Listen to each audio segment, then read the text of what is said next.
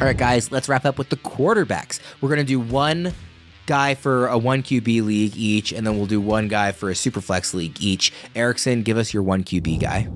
Yeah, for me, it's Jayden Daniels. I know this was D-Bro's sleeper quarterback that we talked about earlier in this week, but I agree with him. Like, we're holding hands here. I have him as a top 12 quarterback in redraft because I just believe in the rushing upside. Like, we've seen rushing at the college level. It's one of the best things that translates to the NFL level. And just looking at what happened last year, Anthony Richardson averaged 60 rushing yards per game in college. What did he do in the NFL? He was running around like a madman and scored over 20 fantasy points per game. Jayden Daniels also averaged over 60 rushing yards per game at college, and that's a much bigger sample size. You know, he played over 55 games at the college level. Anthony Richardson wasn't even close to that. So Jayden Daniels, I think, too, when you layer in, I think he's more of an advanced passer than Richardson was coming out, more of a complete passer. I just think he checks off all the boxes of a late-round quarterback in a 1 QB league that just because he wasn't the number 1 overall pick, because he's a rookie, because it's Washington, it's Cliff Kingsbury that's there. Now, that's the worst-case scenario where the marriage between him and Cliff Kingsbury just is an utter disaster. And like we've seen Cliff at the NFL level, sometimes his offense gets gimmicky, gets predictable, and he doesn't adjust, and then there are issues there. But at the same time, best case scenario, we saw Cliff Kingsbury have another rookie quarterback named Kyler Murray, who was really productive at college with his legs, go right to the NFL level and win Rookie of the Year and be very productive. Kyler Murray, his rookie year, QB7 overall. And he was not passing like at a crazy rate. He was throwing for under 240 yards per game, and he still was QB7. He was QB9 in points per game. So I really just like Jayden Daniels for those reasons. And I don't think it's going to take very long for us to be ranking him consistently inside the top 12 as long as he stays healthy, which again brings up the other worst case scenario with him is he just doesn't stay healthy because of the rushing. Like he had the propensity to take big hits at LSU, and it does not necessarily work in his favor that the tackles in Washington currently are Cornelius Lucas and Andrew Wiley, and they did not really address it during the draft. So tackle's an issue on the offensive line, and the fact that Daniels hasn't really shown the ability to, I mean, he hasn't really gotten hurt necessarily, but he has showed a propensity to take a lot of big hits, and that's not going to translate well at the NFL level. Well, the hits are just that much harder and faster. Yeah, injury is the worst case scenario for everybody we're talking about today, but I think it's particularly worth noting it with Jayden Daniels, given that when he's under pressure, he's very likely to take off. At least that's what he was in college. And when he takes off, he's pretty likely to take a big hit. And these are now NFL-sized defenders and NFL-speed defenders who are like going to hit him hard. So I really worry about that. By the way, he wasn't a sleeper for D-Bro. He was a league winner. So even kind of more praise there from the way D-Bro is talking about him. Fitz, I want to ask you on Daniels, not where you have him ranked or where you think you'll have him ranked as we get, further into draft season and into August. Where do you think consensus will have him ranked? Because right now he's QB 18. I think that's still catching up from kind of the post-draft reaction and officially seeing the landing spot and starting to really further evaluate him from maybe some of the analysts that weren't thinking about it from a dynasty perspective. But by the time we get to like mid and late August, where do you think he will be in ECR? QB 14, QB 15. Okay, so still I think there is going to be, but people are going to. I think we're going to get a lot of people touting him as an upside play based on the rushing ability, and people are going to come around to that. Will you think they'll always be behind Caleb though? Do you think he'll ever surpass Caleb in the ECR, or do you think he'll always stay behind Caleb? I think he's going to stay behind Caleb up until the regular season. What about you? Do you have him ahead of Caleb in your rankings? He's ahead of Caleb in our staff rankings, just not in the overall ECR amongst because the industry. I think too, obviously we're just coming out of like dynasty rookie drafts, and I don't think that I wouldn't put Daniels over Caleb. Like I would take Caleb in dynasty clearly over Daniels, but I mean we're just looking at a 1 year sample size, and the rushing that I know Caleb can run too to an extent, but like Daniels has like a Lamar Jackson like level ceiling when he's playing, with the rushing component to his game. And it took all of 2 games for us to see that with Anthony Richardson. Like it like happens like that. And maybe Caleb isn't running around as much. Like maybe he doesn't feel the need to because he has good receivers to throw the ball to, right? Like Jayden Daniels is going to be running around because his tackles can't block and he needs more weapons besides Terry McLaurin if Jahan Dotson doesn't hit, and then he has a bunch of rookies. So naturally, I think we're going to see him run more and more often and more quickly, especially in a scheme that Cliff is going to use his legs. Like we've seen Cliff do this before with Shane Waldron, not so much, but a little bit more hero ball when it comes to like how Russell Wilson was in that system and how Caleb Williams was, at USC. First of all, it's blasphemy to suggest anybody has a Lamar Jackson rushing level ceiling as a quarterback. Apologize. He's the greatest rushing quarterback of all time. That is fair. I will hear no arguments to the contrary. Right. Second of all, Fitz, give me your quarterback in single QB leagues. Tua Tagovailoa, and we saw both the upside and the downside last year over the first 8 weeks of the 2023 season. Tua averaged 20 fantasy points per game and was the QB5 in fantasy scoring. Then the downside, we got that from week 9 on when he averaged 13.8 fantasy points per game and was the QB20 from week 9 through the end of the regular season. So Tua doesn't run. He does not have the Jayden Daniels rushing upside or anything close to it, but he does have one of the best wide receiver duos in the league with Tyreek Hill and Jalen Waddle. They've added to his pass-catching firepower by drafting Malik Washington and signing Odell Beckham Jr.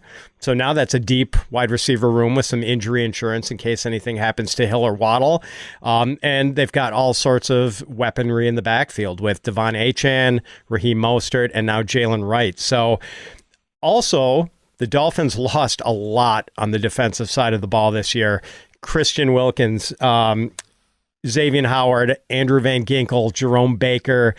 Even with those guys, Miami gave up the 11th most points in the league last year. So the Dolphins could see a lot of shootout game scripts where they need to throw to catch up, in which case we could see Tua putting up some pretty sparkling passing numbers. The downside, though, well, we know he's got the worrisome concussion history, and we know things sort of fell apart down the stretch for him last year. Tua maybe doesn't seem to like playing in cold weather that much, so we don't know if he's going to be great down the stretch.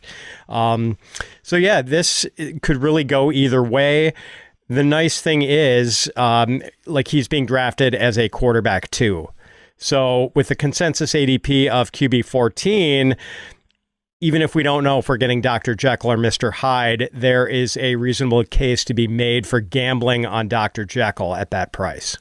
Yeah, I think that's a good point on the ADP. I would be, I think, pretty nervous if he was my QB1, if I was just kind of last to the train and I ended up with him as my main guy, but I'd be really excited about him as my QB2. So I think that's an important distinction to make. Let's get to the Superflex guys. Erickson, who's your quarterback here? Daniel Jones for the New York Giants. And the worst case scenario is that Drew Lock takes over. That's what we're looking at, because that's potentially in the cards. Because everything I've been reading post draft, where it was like the Giants basically were saying, hey, if we can't get Drake May, like, we don't think any of these other quarterbacks are better than Drew Lock. Like, that's who they were comparing to, like Drew Lock or Daniel Jones. So it's like, we're going to stick with these guys for as our quarterbacks. If we can't get Drake May. They couldn't get Drake May because Patriots are smart and did not trade the pick to the Giants. So that's what we're looking at here. Daniel Jones is coming off a torn ACL in week 8. So how quickly is he going to reacclimate? And then the questions are, is he going to be running as much? Because that's what's tied to his ceiling. The best case scenario when it comes to Daniel Jones is like the 2022 season, his first year with Daboll. He was a top 12 quarterback. Like, he was good. Like, he scored fantasy points.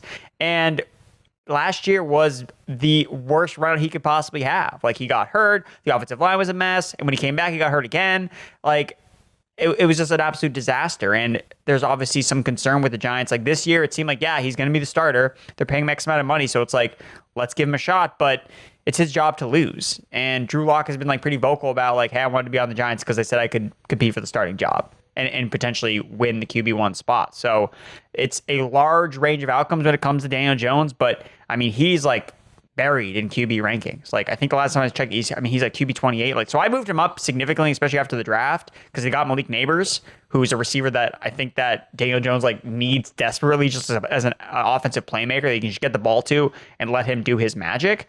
But Daniel Jones offers the stuff that we want for fantasy quarterbacks. Like, he runs. And they added weapons, and the offensive line shouldn't be as injured as it was last year. So yes, I see the path where he can offer a lot of upside, but I also see, like, the path where, like, it's an absolute disaster and he's, like, not even the quarterback anymore for the New York Giants. So that's why in Superflex, like, this is a guy that I'm looking at as, like, a QB3 potentially. Like, I don't feel confident, like, oh, I got to slot in Daniel Jones every single week as my QB2 for the long term. No, I don't want that. But if I need an upside in a particular week, I think Daniel Jones can offer that. So, but, you know, to kind of tie it all together with my bold prediction for him. I think that he is going to be a low-end fantasy QB1 with the rushing. I think that he's going to come back and still run, because when your job's on the line and you know that this could be your last game starting if you don't play well, like, you're going to run. Like, I don't think that he's necessarily going to try to protect himself more, even coming off an injury, but I think that ultimately he cannot fend off Drew Lock, and Drew Lock takes over as QB1, brings the Giants to the playoffs, and wins comeback player of the year, Drew Lock. Wow, that is definitely a bold prediction. Fitz, where do you have Daniel Jones ranked? He's QB 27 in ECR. His ADP is even lower. It's actually QB 31. Yeah, I'm above consensus. I think I'm like QB 24 or so, because he runs, which is what we're looking for, and because the Daniel Jones-Brian Dable marriage worked pretty well in 2022.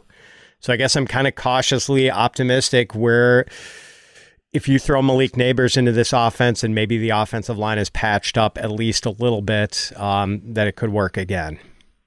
Fitz, take us home with your super flex pick. Oh, it's Justin Fields, and this guy definitely has to be a QB3 in Superflex since he doesn't actually have a starting job, to our knowledge, and that's pretty much the worst case scenario, that he is Russell Wilson's backup for the entire season. Best case scenario, he is the starting quarterback for the Steelers sooner rather than later early in the season, provides the usual rushing production that you get with Justin Fields, and is a competent passer. In 2022, he averaged 20.5 fantasy points a game. That's pretty much the upside with him. So, yeah, for Justin Fields, maybe I'll buy the ticket to the Arthur Smith House of Mirrors.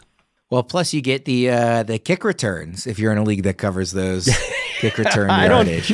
I don't quite buy the idea that we're ever going to see Justin Fields returning kicks for the Steelers. Bold prediction, by the way, I will predict that Justin Fields starts 10 or more games for Pittsburgh this year. I still think he's better than Ross.